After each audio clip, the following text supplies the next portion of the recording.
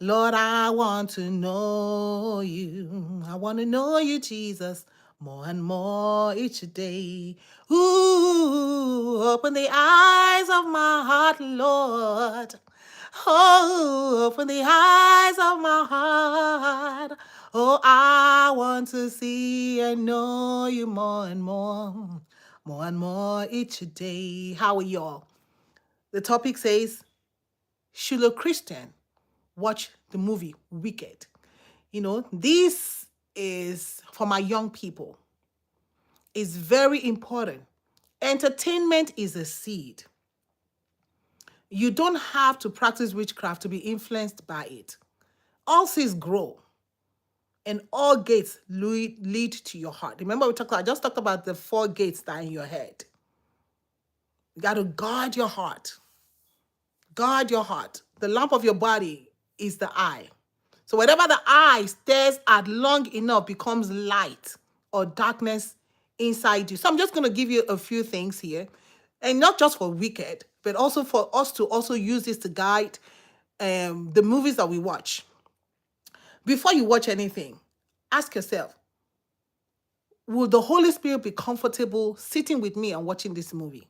I was given an example how I was sitting with one of our pastor friend who is the male, and the movie came on, I think on Netflix or so. I had to just excuse myself. I cannot sit down and watch this movie.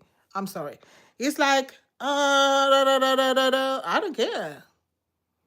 Yeah. Of course, now when the movie now say adults, forget it. You're not even going to find me there. Yeah, that's it. No. Once the movie say adult, I'm not going to be a candidate of that movie. No, because there's really, how much are they going to pay me to watch the movie? If they're going to pay me, I'm not going to sit down and watch it. So would Jesus be comfortable sitting and watching? Just I wasn't comfortable sitting and watching that movie with another man. Will Jesus be grieved? Will the Holy Spirit be grieved? Or will he just be silently sitting there and watching it with me? After I heard the nudging of the Spirit to get up, change location, or change the channel, or turn it off. Sometimes I'm watching some Netflix, just say, you know what, click off. I'll go do something else with my life. I can't sit down and be watching all this nonsense. There's a movie, my husband one time to watch. It was a darkness movie. And interestingly, I've seen the promo of that movie. I never watched it. But thank you, Jesus. But I regretted it. And then when we watch something, they now begin to go into the mode of repentance. With the Holy Spirit, agree. Will he nod? Or with the Holy Ghost, can you withdraw? Would the Holy Ghost be comfortable in sitting in that place with you? Use this as a key. But let's talk about this particular movie.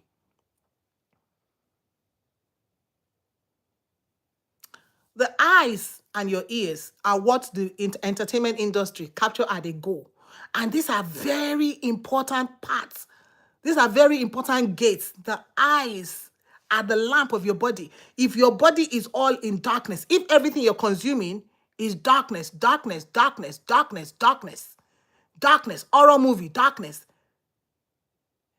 there's no light. Jesus said he is the light, and we are the light of the world. And when there was darkness upon the face of the deep, what did God do? Did God leave the darkness there? No. God said, let there be light. So sometimes even when I go to some congregation and it's dark, I was like, what is going on here? Jesus said, let there be light. Why is this church dark? Why you turn off the light? Put light in this place. Light. When it's darkness, your mind begins to be dark. So you have to be mindful. What is this movie? Hey, Melvin. You say, what is this movie feeding your eyes? What is this movie feeding your ears? What is the spirit behind this movie? The theme or message that is entering through the gate of your eyes and the gate of your ears. So let's talk about this movie.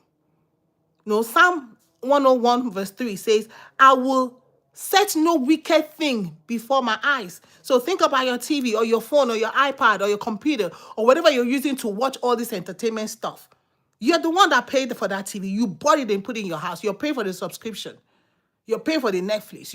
You're paying money to go to the movies. You're spending your money. You're spending the money to get in the gas. You get to movie station, movie house. You're probably going to buy popcorn and a drink. You're spending your money and putting this wicked in front of you. Let's talk about the title alone, because when I was talking to young people, I say, young people, just think about the word wicked. Why? That. Just like I said, once I see a movie and they say adult only, already I am zoned out. I'm not an adult. I'm a child of God. I'm a child of God. I'm a child of God. Yeah, that's me right here. I'm a child of God. I'm not an adult. No, I'm a child of God. I stay in the Lord. I'm a child of God. So when I see a movie that is adult only, or they do go to beaches, I say adult only beaches, or yeah, even some resorts. When I'm traveling and I'm trying to get a resort to go to, and I see the resort, they say adult only, I am not going. It is my money. I am not. Listen, that I X that resort out of my list. There's no way I'm going to go to adult only resort. What am I going to do there? That's just me.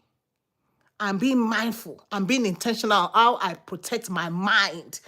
You see, there's a place. Me, I know. There's a place in, I don't know where it is, whether it's not Cross or Faretta, whatever. It's Juju. What's the name of this place? Where they do massage. And everybody will go there naked. They enter, the bola is rolling. Then somebody want to ask me. I only went one time because I didn't know what it's all about. I only went one time. And after that one time, you even if I die, you cannot carry my corpse in there. That is off the list for me to eternity till I die. I will not go. So even if I go to massage, I go for massages, right? I know where they massage you. And you must close the door. I will change and I cover myself and I tell you where to massage. You're not going to, hello.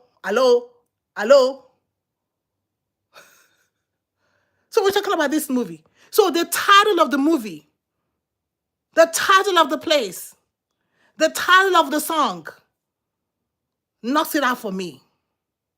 And you should be careful. What is the title of that movie? Wicked. You should pause and think about the title. You should pause and think about the theme. You should pause and think about the whatever it is. Like I said, the adult resort, adult only. You should pause and think about it. Pause and think about it. Stop and think. Don't let nobody think for you with your own money, your hard-earned money. Somebody be thinking for you how to spend it. No. So let's look about this storyline. The storyline of Wicked centers around witchcraft, sorcery, spells, magic, enchantments, redefining good as evil and evil as good. But the Bible is not silent about stuff like this.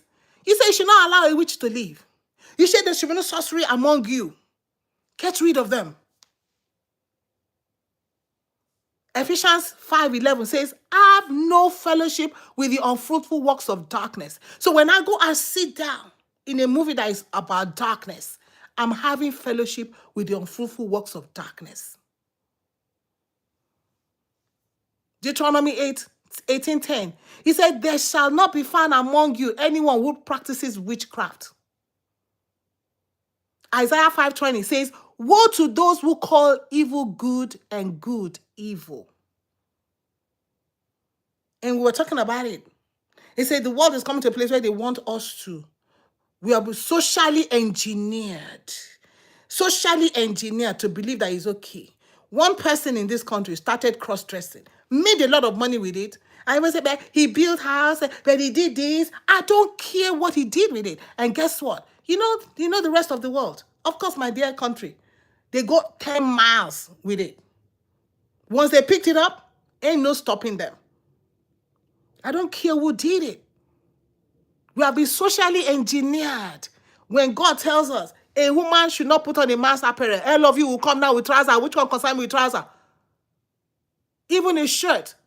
Listen, a shirt. I used to wear my husband's shirt to work because I used to like to dress. If I used to wear tie to work, Yeah, that's how I used to dress when I was younger. But as you come into the truth of the word, you begin to rearrange your life and rearrange your life to fit the word of God. The word of God is not going to bend to me. I surrender to the word of God. The word of God is not going to surrender to me. It's not going to yield to me. I yield to the word of God. I yield my life. He says, this is my beloved son, in whom I am well pleased. Hear ye him. Hear ye him. The entire universe of the story is built on themes God tells us to avoid. Young people. Not as entertainment, not as fantasy.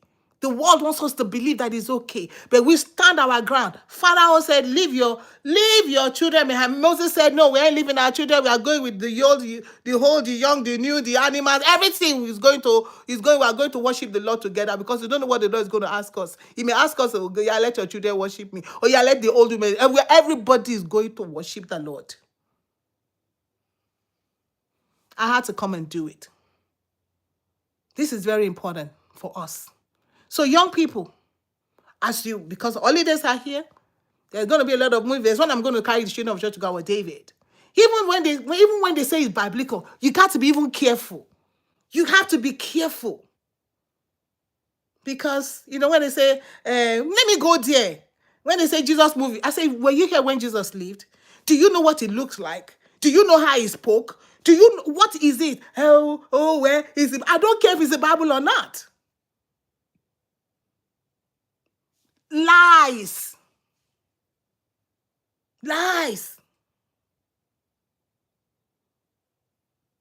Because it's Bible-based does not mean it's okay. Bible says we put away all lying. But I'm talking about the wicked today.